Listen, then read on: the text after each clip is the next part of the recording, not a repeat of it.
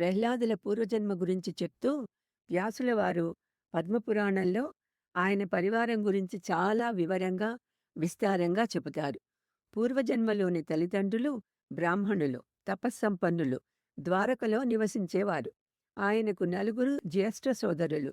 నలుగురు తండ్రిలాగానే తపస్సంపన్నులు. శ్రీరామ పరశురాముల్లా వీళ్ళు కూడా పితృభక్తి పరాయణులు. ఇలా వీళ్ళ గురించి చాలా విస్తృతంగా ఉన్నది. మనం క్లుప్తంగా మాట్లాడుకుందాము.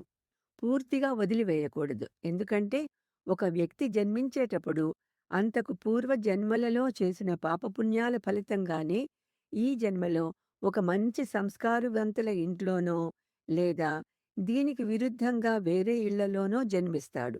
లేదా కలహప్రియుల ఇంట్లోనో కల్మషుల ఇంట్లోనో పుట్టవచ్చు.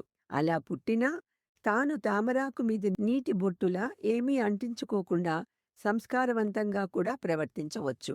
మనం పుట్టిన కుటుంబాన్ని బట్టి మన పూర్వజన్మల పాపపుణ్యాలు ఏమిటో, మన సంచిత కర్మ ఏమిటో మనకే అర్థమవుతుంది. అందువల్ల ఇది స్వయంకృతమే అని గుర్తించి తదనుగుణంగా మన ప్రవర్తనను మలుచుకోవాలి. ఒక కుటుంబంలోని మనుషుల ప్రవర్తన, శీలం, వాళ్ళ సంస్కారం అక్కడ పుట్టిన వాళ్ళని చాలా వరకు ప్రభావితం చేస్తాయి. న్యూక్లియర్ ఫ్యామిలీస్ ఎక్కువగా కనిపిస్తున్న ఈ రోజులలో కూడా ఎంతో ఆత్మీయతతో కలిసిమెలిసి ఉన్న అన్నదమ్ములు, అక్కా చెల్లెళ్ళు, వాళ్ళ అనుబంధాలు ఇప్పుడు కూడా మనం చూస్తూనే ఉన్నాము. ఇవి వాళ్ళ తల్లిదండ్రుల దగ్గర నుండి వాళ్లకు సంక్రమించి వాళ్ళు నిలుపుకున్న సంస్కారం. కొన్ని చోట్ల ఎవరికి వారే యమునా తీరే అని రక్త సంబంధం ఏమాత్రం లేకుండా అంతా వ్యాపార సంబంధంలా నీవు నాకు ఇది చేస్తే నేను నీకు ఇది చేస్తాను అన్నట్టుగా ఉంటుంది. ఎమోషన్స్ శూన్యం అన్నమాట.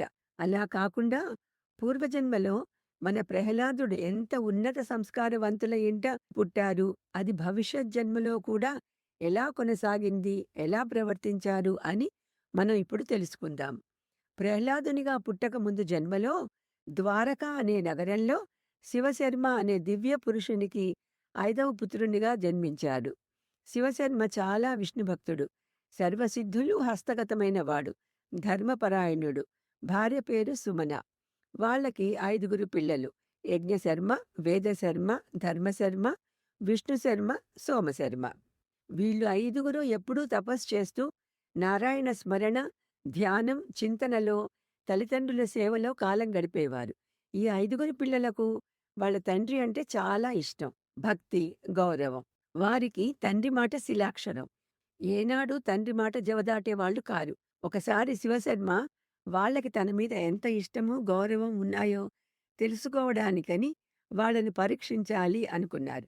తనకు ఉన్న సిద్ధశక్తుల సహాయంతో వాళ్ళ అమ్మ చాలా జబ్బుపడి చనిపోయినట్టు పిల్లలకు చూపించి బాధగా వాళ్లతో, మీ అమ్మ చనిపోయిందిరా అంటే, అవును నాన్నగారు, అమ్మ చనిపోయింది పాపం, ఏం చేద్దాం అన్నారు వాళ్ళు దుఃఖంతో. ఆయన తన పెద్ద కొడుకు యజ్ఞశర్మతో, నీ తల్లి శవం వల్ల మన ఇంటి శుభ్రత పాడవుతుంది. కత్తి తీసుకొని శరీరాన్ని ముక్కలు ముక్కలుగా నరికి వాటిని వేరువేరు చోట్ల పారేసిరా అన్నారు. యజ్ఞశర్మ ఏమీ ఎదురు ప్రశ్నించకుండా తండ్రి చెప్పినట్లే చేసి వచ్చి, నాన్నగారు, మీరు చెప్పినట్టుగానే చేశాను, ఇప్పుడు ఏం చేయమంటారు అని అడిగితే, నువ్వు నీ పని చేసుకో అని చెప్పి పంపించేశాడు. తరువాత తన శక్తితో కొంత దూరంలో ఒక అందమైన అమ్మాయిని సృష్టించి రెండవ కొడుకు వేదశర్మను పిలిచి అతనితో, చూడు బాబు, మీ అమ్మ మరణంతో నేను చాలా ఒంటరివాడిని అయిపోయాను. శారీరక సుఖాలు లేకుండా కష్టంగా ఉంది. అందువల్ల నాకు పెళ్లి చేసుకోవాలని ఉంది అని చెప్పి, అక్కడ చూడు, ఒక అందమైన అమ్మాయి కనిపిస్తుంది కదా, నువ్వెలాగైనా ఆ అమ్మాయిని తీసుకువచ్చి నాతో పెళ్లి జరిపించు అని అడిగారు. వేదశర్మ సరే అంటూ వెళ్ళి ఆ అమ్మాయిని చూసి, నమస్కారమమ్మా, మా నాన్నగారు కొంచెం వృద్ధులే కానీ మిమ్మల్ని చూసి పెళ్లి చేసుకోవాలని కోరుకుంటున్నారు అని చెప్పాడు. ఆ అమ్మాయి దూరం నుండే వారి తండ్రి గారిని చూసి, ఎవరు? ఆ మనిషా? నేను ఆయన్ని చేసుకోను. నువ్వు చాలా చక్కగా యవ్వనంలోనూ అందంగానూ ఉన్నావు. నేను నిన్ను పెళ్లి చేసుకుంటాను అన్నది. వేదశర్మ కాదని వారించి, నీకేం కావాలన్నా అడుగు అనగానే, అయితే నాకు ఇంద్రుణ్ణి చూపించు అని అడిగింది. అతను వెంటనే తన తపోశక్తితో ఇంద్రుడు అక్కడకు వచ్చేలా చేశాడు. ఇంద్రుడు ఏం కావాలి అని ప్రశ్నించారు. ఏమీ లేదు, ఈమెకు మిమ్మల్ని చూపించడానికి పిలిచాను అని చెప్పాడు చాలా నిర్లిప్తంగా. నీకేం వరం కావాలో కోరుకో అని ఇంద్రుడు అనగానే, మా తండ్రి మీద నాకు ఎల్లప్పుడూ భక్తి విశ్వాసాలు నిలిచి ఉండేలా ఆశీర్వదించండి అని అడిగాడు. తథాస్తు అంటూ ఇంద్రుడు వెళ్ళిపోయాడు. ఆ అమ్మాయి, సరే మీ నాన్నగారంటే నీకు అంత ఇష్టం ఉంటే ఒక కత్తి తీసుకొని నీ తల నరికి నా చేతిలో పెట్టు. అప్పుడు మీ నాన్నని పెళ్లి చేసుకుంటాను అనగానే అతడు ఒక్క క్షణం కూడా ఆలోచించకుండా తన తలను నరుక్కొని ఆమె చేతిలో పెట్టి పడిపోయాడు.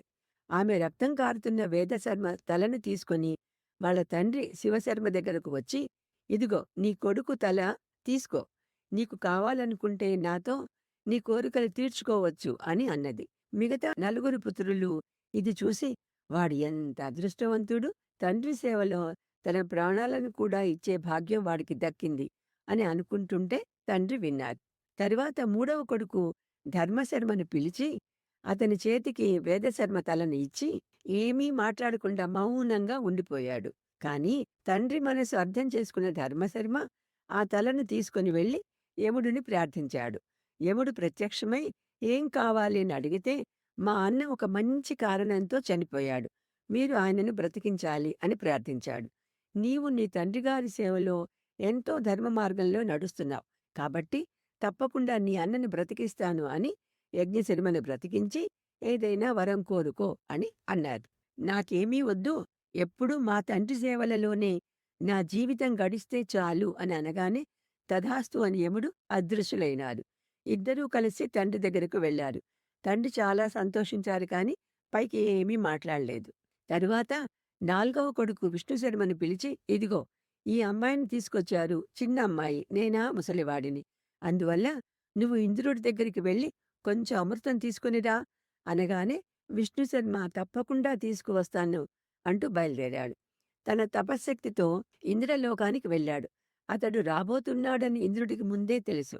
ఎన్నో అడ్డంకులు సృష్టిస్తే అన్నింటినీ చిత్తశుద్ధితో దాటుతూ వచ్చి చివరకు కోపంతో, నేను మా తండ్రి ఆజ్ఞ నిర్వర్తించడానికి వస్తుంటే ఇలాంటి అవాంతరాలు కల్పిస్తున్నావు ఇంద్రా, నాకు కోపం వస్తే నిన్ను పదవీచ్యుతుణ్ణి చేసి నా శక్తితో వేరే ఇంద్రుణ్ణి ఇక్కడ సింహాసనాధిష్ఠుణ్ణి చేస్తాను, జాగ్రత్త అని హెచ్చరించాడు. అప్పుడు ఇంద్రుడు కనిపించి నవ్వుతూ, నీకేం కావాలో కోరుకో అని అన్నారు. నేను మా తండ్రి అడిగిన అమృతం తీసుకుని వెళ్ళడానికి వచ్చాను. నేనెప్పుడూ ధర్మ మార్గంలో నడుస్తూ నిరంతరం భక్తినిష్టలతో మా తండ్రి సేవ చేయగలిగే వరం ఇవ్వండి అని కోరాడు. సరేనంటూ ఇంద్రుడు ఒక పాత్రలో అమృతం అతని చేతికి ఇచ్చారు. వెంటనే అతడు తన తండ్రి వద్దకు వచ్చి ఇదిగో అంటూ ఆ అమృతాన్ని తండ్రికి భక్తితో ఇచ్చాడు. అప్పుడు తండ్రి నలుగురు కొడుకుల్ని పిలిచి, మీరందరూ నా కోసం ఇంతింత పనులు చేశారు, మీకేం కావాలో కోరుకోండి అని అన్నారు. నలుగురు కొడుకులు ఒకే మాటగా, మీకంత శక్తి ఉంది కదా, మా అమ్మని మీరు బ్రతికించండి.